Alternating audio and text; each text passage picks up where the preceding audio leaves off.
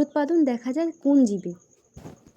তার মানে দেখো নামটা শুনে নিশ্চয়ই বুঝতে পারছো যে পুনরুৎপাদন মানে পুনরায় উৎপাদন করা, মানে এমন একটা অর্গানিজম যার কি হচ্ছে, তার কোনো একটি অংশ যদি কেটে বাদ দিয়ে যাওয়া হয় বা যদি কেটে যায় তাহলে সেই অংশ থেকে একটা নতুন জীবের তৈরি হচ্ছে।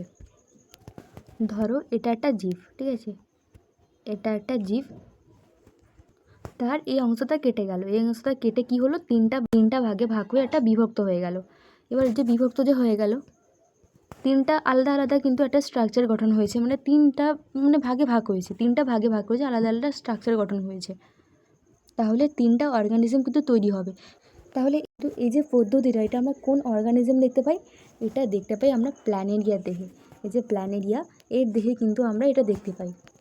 প্ল্যানেরিয়ার মধ্যে কিন্তু এই বিশেষ বৈশিষ্ট্যটা কিন্তু রয়েছে যে কিনা কী করে, তার শরীরে কোনো অংশ যদি হঠাৎ যদি কোনো অংশ কেটে যায় তাহলে আরেকটা নতুন প্ল্যানেরিয়া তৈরি করতে ও হেল্প করে বা সাহায্য করে, বা ও নিজে করে নিতেই পারে। তাহলে আমার এখানে অ্যান্সারটা কী হবে? প্ল্যানেরিয়া হবে।